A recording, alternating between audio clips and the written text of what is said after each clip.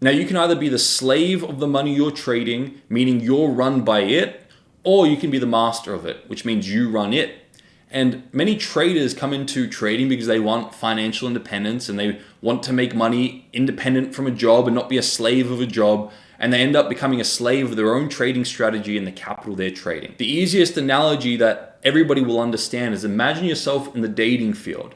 There are literally people you look up to, you put up on a pedestal, you think they're better looking or wealthier or better socially connected or have a better body, and you literally say to yourself, that individual's out of my league. And you put them up on the pedestal, and if you're dating them, you're the slave of them because you're doing what they want to do and you're afraid to say no out of fear of losing them. So whatever you're infatuated with and you put up on the pedestal, you become the slave of out of fear of losing them. And so too, there are people in the dating field that you perceive you're better than, and you think you're better looking or wealthier or better socially connected or have a better body or whatever it is, and they bend to your will out of fear of losing you. So as a trader, if we're infatuated with a certain amount of capital or trading a certain level, and we put it up on the pedestal, then we're now run by that amount of capital out of fear of losing it, out of fear of missing out on opportunities, out of fear. But if we take that capital off the pedestal and we don't put it below us or above us, but we see it for what it truly is,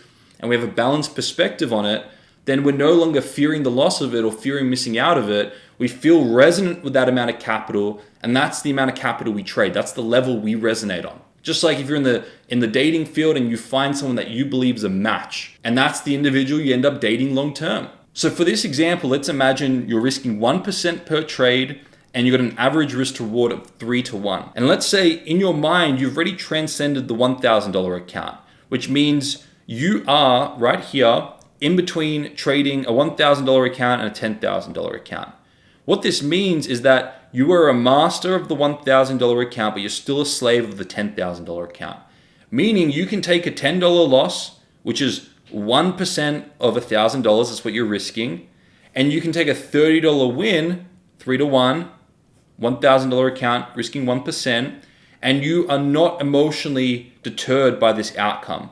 Meaning you're not fearing the gain of this or fearing the loss of this. You don't fear the loss of $10, or you don't fear the gain of a $10 loss, whichever way you want to look at it, and you're not fearing missing out on the profit of potentially $30.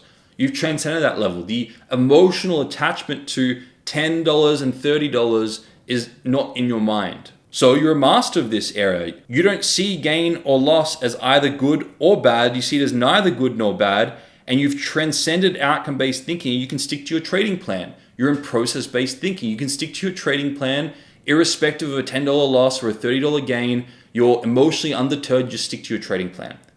But you are still a slave of the next level, the $10,000 level, because you're fearing the gain of a $100 loss and you're fearing the loss of a $300 win. So you are a slave of the $10,000 level. It's not until you can neutralize the resentment to the $100 loss and the infatuation with a $300 win that you can truly transcend outcome-based thinking to process-based thinking and be resonant on that higher level, which now you've got the $100,000 account challenge, which each loss is now $1,000 and each gain is now $3,000. So if you're now resonating on this level and you're a slave of these amounts, but you're a master of this amount, what you have to do is you have to learn to neutralize the resentment of the 1,000 and the infatuation of the 3,000, so you can transcend from outcome-based thinking to process-based thinking and just stick to your trading plan irrespective of the outcome. You can just stick to your trading plan, and that's when you can truly transcend outcome-based thinking to process-based thinking.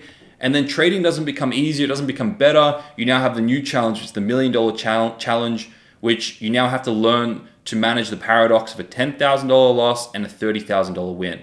And until you can find the benefits of that and neutralize the infatuation of that, you're going to be a slave of the $1 million account. When you do, you can transcend outcome-based thinking to process-based thinking, meaning you can just stick to your trading plan irrespective of the outcome on the $1 million account. And now you're the master of the $1 million account. You can go beyond that. So transcending the levels is about learning to manage the paradox of the loss and the win. And the best traders are not emotionally fearing the loss of this or greedy over the gain of this. And they're not run by fear and greed.